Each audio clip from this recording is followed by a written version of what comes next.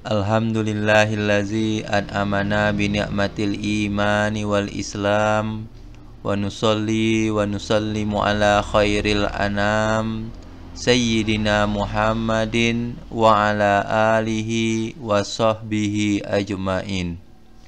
Ashhadu an la ilaha illallah wahdahu la syarikalah wa ashhadu anna Muhammadan abduhu wa rasuluh.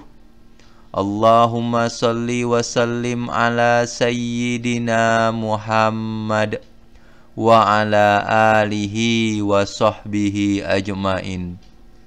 Ya ayyuhallazina amanu taqullaha haqqa tuqatih wa la tamutunna illa wa antum muslimun. Ma'asyiral muslimin rahimakumullah. Marilah kita panjatkan puja dan puji syukur kepada Allah Subhanahu wa Ta'ala yang telah memberikan nikmat iman dan Islam, karunia yang teramat besar yang Allah karuniakan kepada hamba-hambanya. Semoga kita selalu termasuk yang mendapatkan hidayahnya serta berada dalam keadaan iman dan Islam hingga akhir hayat kita. Serta marilah kita senantiasa meningkatkan keimanan dan ketakwaan kita kepada Allah Subhanahu wa Ta'ala. Takwa dalam arti senantiasa berupaya dan berusaha untuk selalu menghadirkan Allah dalam setiap situasi dan kondisi dengan cara senantiasa berzikir dan melaksanakan segala perintahnya. Pada kesempatan kali ini, tak lupa saya wasiatkan kepada diri saya pribadi dan kepada jamaah semuanya. Marilah kita tingkatkan kualitas iman dan takwa kita, karena iman dan takwa adalah sebaik-baiknya bekal untuk menuju kehidupan di akhirat kelak.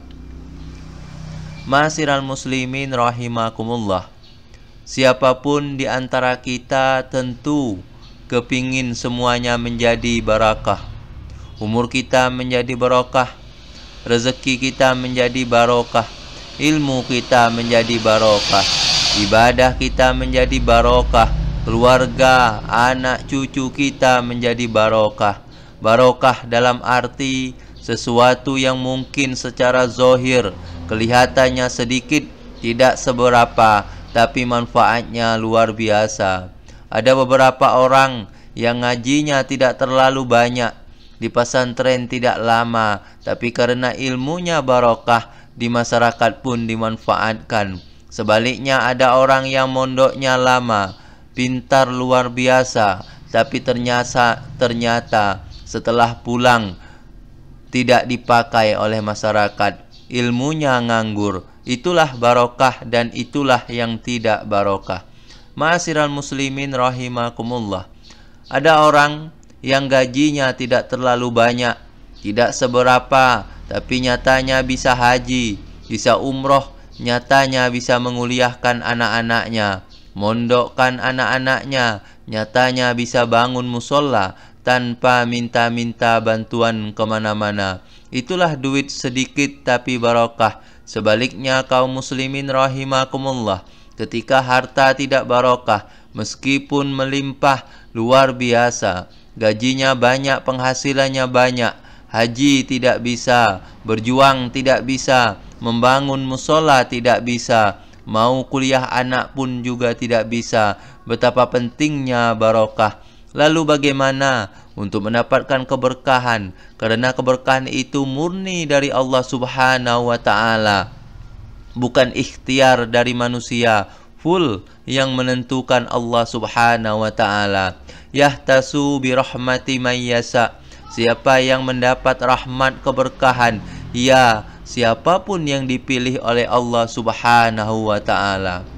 Oleh karenanya, marilah senantiasa kita mendekatkan diri kepada Allah Subhanahu wa Ta'ala, menjaga solat 5 waktu, menjaga solat qobliyah ba'diyahnya, menjaga jamaahnya. Sangat penting sekali untuk mendapatkan keberkahan hidup dari Allah Subhanahu wa Ta'ala.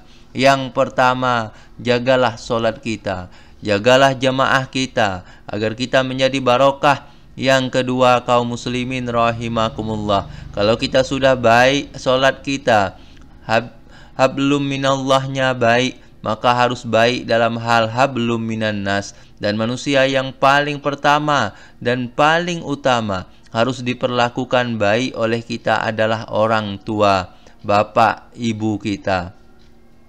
Makanya sangat tidak berkah hidupnya seorang anak yang tidak berbakti kepada orang tuanya, yang menyakiti hati orang tuanya. Berkali-kali Allah perintahkan supaya kita umat manusia berbaik-baik kepada Allah, menyembah Allah, dan juga berbaik kepada orang tua. Wabil walidaini ihsana, berbuat baiklah kepada orang tua kalau orang tua sudah wafat.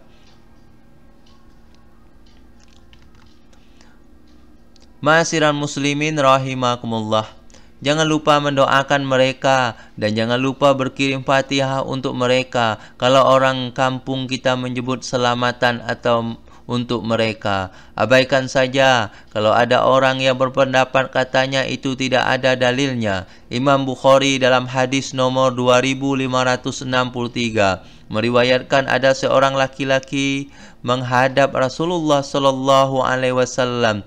Ya Rasulullah, inna umi tuwfiyat afalaha jurun intasaddatu anna qala na'am. Wahai Rasulullah, ibu saya telah wafat. Apakah ibu yang wafat dapat pahala kalau kami anak-anak mengadakan sedekahan? Pahalanya aku niatkan untuk ibu yang wafat itu. Nabi menjawab, na'am. Hadis ini sahih riwayat Imam Bukhari Muslim. Jangan sampai kita tidak mendoakan orang tua. Jangan sampai tidak berkirim doa untuk orang tua.